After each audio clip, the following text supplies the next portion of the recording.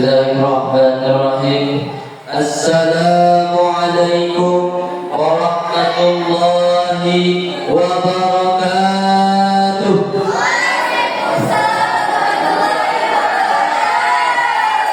Alhamdulillahi rabbil alamin. Wassalatu wassalamu ala asrafil anbiya'i wal mursalin, nabiyina Muhammadin sallallahu alaihi wasallam wa ala alihi wa sahbihi ajma'in.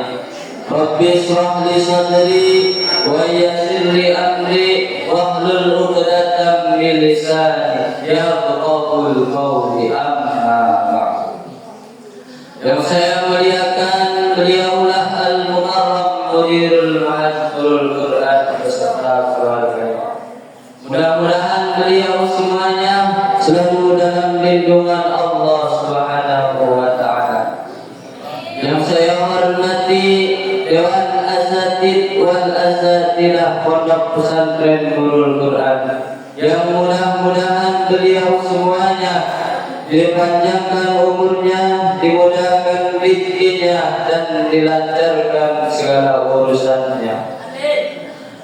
Salawat berikan salam selalu terlimpah curahkan kepada baginda besar kita, beliaulah Kanjeng Nabi Muhammad sallallahu alaihi wasallam, yang mudah-mudahan kita semuanya diakui umatnya dan mendapatkan syafaatul uzmanya ila yaumil qiyamah.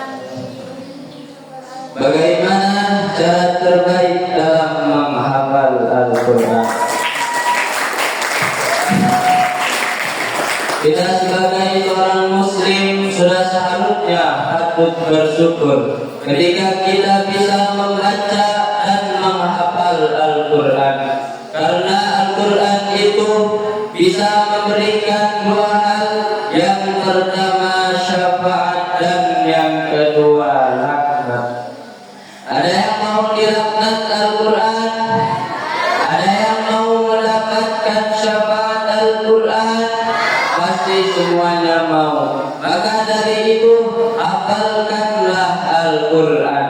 Tapi bagaimana cara terbaik dalam menghafal Al-Quran? Yang pertama yaitu dengan meluruskan niat. Rasulullah sallallahu alaihi wasallam bersabda, "Innama a'malu binniyat." Sesungguhnya segala perbuatan itu tergantung pada niatnya. Hadis riwayat Bukhari dan Muslim. Dari hadis-hadis sudah jelas bahwasannya niat adalah salah satu fondasi perbuatan yang kita lakukan. Begitupun ketika kita membaca dan menghafal Al-Quran, niatkan di dalam hati kita semata-mata hanya mengharapkan ridha Allah Subhanahu wa Ta'ala. Yang kedua yaitu dengan bersabar. Karena ketika kita talabul ilmi atau membaca Al-Quran, menghafal Al-Quran, pasti banyak macam-macam cobaan.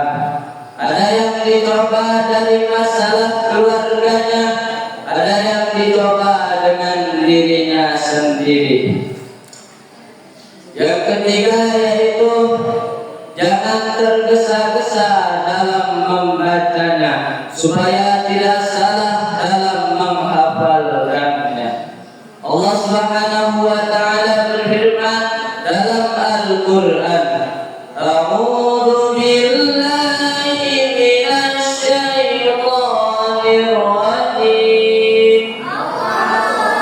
Bismillahirrahmanirrahim. La tuharrik bihi lisanaka lita'jala bih." Al-ayah.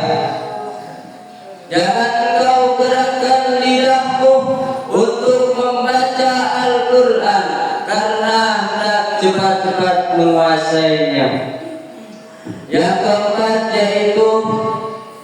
ridho dari orang tua dan ridho dari seorang guru.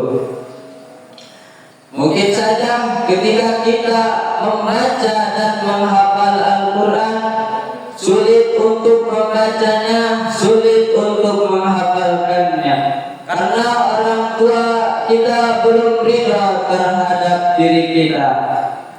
Karena ridallahu fi ridal walidain wa suqallahu fi suqil walidain. Ridhonya Allah itu tergantung kepada ridhonya kedua orang tua kita, dan murkanya Allah itu tergantung kepada murkanya kedua orang tua kita. Ingat kepada para santri, ketika kita sudah diam di rumah, jangan sampai melupakan namanya seorang guru.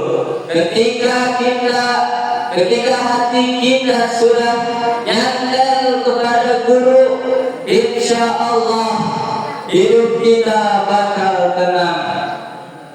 Apalah arti 1000 bulan kalau tidak ada kabelnya, pasti tidak hidup. Apalah arti ilmu sa gunung, ilmu sa truk, namun Allah berkah di guru, pasti mual.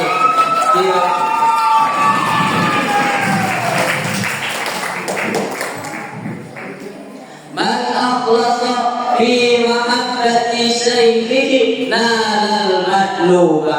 Barang siapa yang mencintai gurunya dengan ikhlas, nalal madluba, maka